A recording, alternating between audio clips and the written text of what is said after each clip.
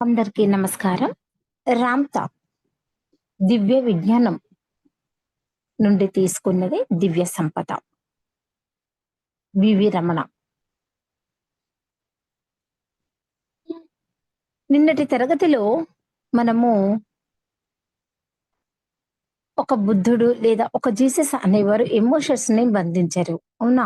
వారు ధర్మబద్ధమైన జీవితాన్ని ఆచరిస్తారు. వారు నడిచే మార్గంలో ఏ బంధనాలు ఉండవు. శుభాశుభాలను పట్టించుకోరు. ధర్మాన్ని ఆచరిస్తారు. భూమి మీద మీరు సంపాదించే ధనం, ఆస్తి, బ్యాంకు బ్యాలెన్స్‌లు, భవనాలు అన్నీ కూడా ఈ దేహం ఉంటున్నంత కాలమే. అంతే కదా! మనం ఉన్నంత కాలమే కదా ఏవైనా. దేహాన్ని వదిలిపెట్టిన తర్వాత అవేమీ మీ ఆత్మతో పాటు ప్రయాణించవు. ఈ భూమి మీద ఏవైతే సంపాదిస్తున్నారో వాటిని ఈ భూమి మీదే వదిలిపెట్టాలి. ఇదంతా సంపద అని మీరు భావిస్తుంటే ఇవి అశాశ్వతమైన సంపద అని పిలువబడుతుంది. అనుకున్నాము కదా! ఏది శాశ్వతము, ఏది అశాశ్వతము అనేది శాశ్వతమైన సంపదపై ఆధిపత్యం పొందగలిగిన వాడే మహాశక్తివంతుడు. మీ లక్ష్యాలు, సంకల్పాలు, వాంఛలు, ఆకాంక్షల ద్వారా శాశ్వతమైన సంపద నుండి కలలు కనడం ద్వారా బాహ్య ప్రపంచంలో భౌతిక సంఘటనలు వాస్తవం చింతించవచ్చుననే సత్యం మీకు అర్థమైతే ఇక మీరు సర్వస్వతంత్రులై మీ హృదయంలోని భారం దించుకున్నట్లే. జీసస్ క్రైస్ట్ ఎడారిలోకి వెళ్లి 40 రోజుల పాటు ఎందుకు ధ్యానం చేశాడో మీకు తెలుసా? సాతానును హతమార్చడం కోసం. సాతాను అంటే మనిషిలోని అహం, ఇగో జీసస్‌ను రెచ్చగొట్టింది. ఈ భౌతిక ప్రపంచానికి రారాజువిగా అని రెచ్చగొట్టింది. పర్షియా, రోమ్, ఇథియోపియా, మెసొపటోమియా నగరాలకు రాజైతే భౌతిక సుఖాలు ఎలా ఉంటాయో ఆయన అహింసకు కనిపించాయి. ఆయన అహంనకు కనిపించాయి. గ్రీకు చరిత్ర, రోమన్ నాగరికత, ఈజిప్ట్ నాగరికతలు ఆయన అహంనకు కనిపించాయి. ఇవి ఆయనలోని సాతానును ఆకర్షించి రెచ్చగొడుతున్నాయి. కానీ ఇవేవి ఆయనను మభ్యపెట్టలేకపోయాయి, లొంగదీసుకోలేకపోయాయి. ఆయన ఈగోను జయించాడు.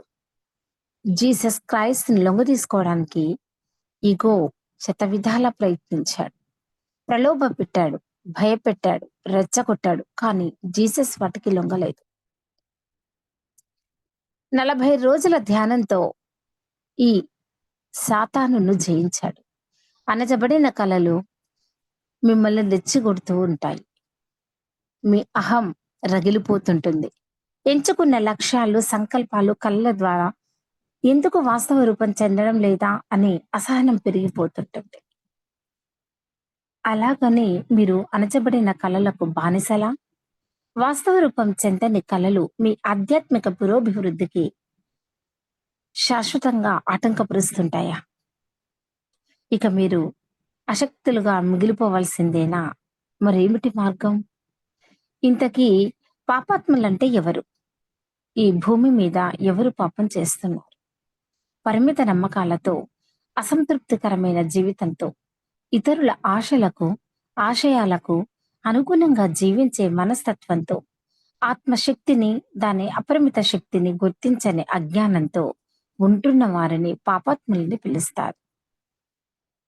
అంతర్ప్రయాణం చేసి మీలోని దైవ సామ్రాజ్యాన్ని అంటే దేవుని సంపదను ఆవగింజైనా స్వానుభవంలోనికి తెచ్చుకున్న వారిని పుణ్యాత్ములు అని పిలుస్తారు. పాపం. పాపం నుండి విముక్తి అంటే ఏమిటి? అజ్ఞానం నుండి విముక్తినే పాపం నుండి విముక్తి అని కూడా పిలుచుకోవచ్చు. పరిమిత జ్ఞానం, వాస్తవ రూపం చెందని కలలు, ఇతరుల ఆశలకు, ఆశయాలకు అనుగుణంగా జీవించడం, అసంతృప్తికరమైన జీవితం, ఆత్మశక్తికి గల అపరిమితమైన జ్ఞానాన్ని గుర్తించకపోవడం పాపం. జీవితాన్ని బహుముఖ కోణాలలో స్వేచ్ఛగా జీవించుటకు సాధన చెయ్యండి. అప్పుడే మీ కలలను సాకారం చేసుకోగలుగుతారు. జీసస్ క్రైస్తుకు 40 రోజుల పాటు ధ్యానం ఎందుకు అవసరమైంది? తనలోని అహాన్ని పూర్తిగా తుడిచిచేసే దేవుని రాజ్యంలోకి ప్రయాణించడం కోసం. ఆయనకు తెలుసు దేవుని రాజ్యం తన అంతర్ప్రపంచంలో ఉందని. బాహ్య భౌతిక ప్రపంచం అనేది అంతర్ప్రపంచం యొక్క ఉత్పత్తి అని. అయితే మీకు మరి జీసస్‌కు మధ్య గల భేదం ఏమిటి? కేవలం ప్రేరణ, ఆనందాన్ని పొందడంలో మీ ఆత్మశక్తి నుండి ప్రేరణ పొందడం అనే ప్రక్రియను మీరు సరైన రీతిలో సాధన చేయడం లేదు. మీరు పరిమితులలో జీవిస్తూ జీవితాన్ని సవ్యంగా సాగనీయకుండా రచ్చ చేసుకుంటున్నారు. ఆత్మశక్తి నుండి సరియైన ప్రేరణను పొందడం మరిచారు. మీకు ధన సంపద కావాలా? అది అత్యంత ఆవశ్యకమని మీరు విశ్వసిస్తున్నారు. ఈ పుస్తకం చదువుతున్న ప్రతి ఒక్కరికి ధన సంపాదన గురించి ఉత్సుకత ఉంది. ఎంతో ధనం, బంగారం కావాలని కోరుకుంటారు. దురుద్దేశం, దుఃఖం, అసంతృప్తి ఉన్న వ్యక్తికి ఎంత ధనాన్ని ఇచ్చినా దాన్ని ఆనందంగా అనుభవించలేడు. ఆత్మశక్తి నుండి ప్రేరణ పొందనంత కాలము ధన సంపదను సరియైన రీతిలో అనుభవించలేడు. ధన సంపాదనకు ఎన్నో అవకాశాలు మీకోసం ఎదురు చూస్తున్నాయి. కానీ మీ అంతర్శక్తి నుండి ప్రేరణ పొందనంత కాలం ఆ అవకాశాలను అందిపుచ్చుకోలేరు. లక్ష్యాలు, సంకల్పాలు కలిగి ఉండి వాటి కోసం కలలు కనేవారు అవకాశాలను సృష్టించుకోగలుగుతారు. అవకాశాలతో పాటు ఎమోషన్స్ అనేవి చాలా తప్పనిసరి. ప్రేరణ లేకుండా ఊరకనే కూర్చొని అవకాశాల కోసం ఎదురు చూస్తూ ఏడుస్తూ ఉంటే అవి మీ ఒళ్ళోకి ఊడిపడవు. ప్రేరణ కావాలి. ఎలా ప్రేరణను కలుగజేసుకోవాలో అందుకోసం కావలసిన జ్ఞానాన్ని కూడా తెలియజేస్తున్నారు. ఆ జ్ఞానాన్ని ఆచరణలో పెట్టడం, మరి అవకాశాలను సృష్టించుకోవడం అనేవి మీరు సాధన చేయాలి. భూమి మీద ఎక్కువ శాతం మనుషులు అజ్ఞానంతో జీవిస్తున్నారు. చొరవ తీసుకోలేని వారు, ఏడ్చేవారు, ఎవరో వచ్చి సహాయపడతారని ఎదురు చూసేవారు, ఇతరుల నిర్ణయాలపై ఆధారపడేవారు, ఇలాంటి వారే ఎక్కువగా ఉంటున్నారు.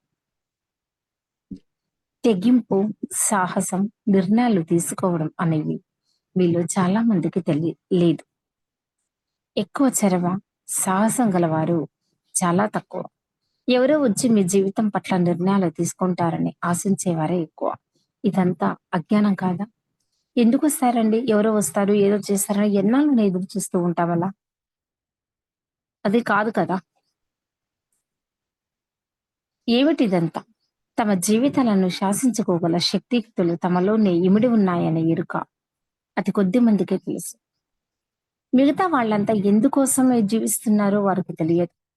వాస్తవ రూపం చెందని కలలు, అసంతృప్తికరం జీవితం ఇంకెన్నాళ్ళు? మీ అంతర్ప్రయాణంలో జ్యోతి మీకు ఎందుకు కనిపించడం లేదు? అత్యున్నత జీవితం కోసం ఎందుకు కలలు కనకూడదు? అత్యున్నత లక్ష్యాల కోసం దార్శనికతను ఎందుకు కలిగి ఉండలేకపోతున్నారు?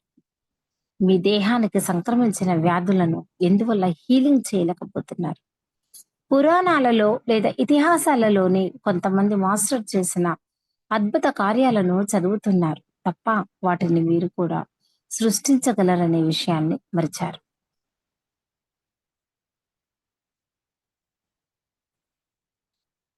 మీ అంతరంగంలో అనంతమైన శక్తియుక్తులు ఇమిడి ఉన్నాయని అనాదిగా చెప్పబడుతూనే ఉంది. కానీ ఎందువల్ల సంతృప్తికరమైన జీవితాన్ని పొందలేకపోతున్నారు?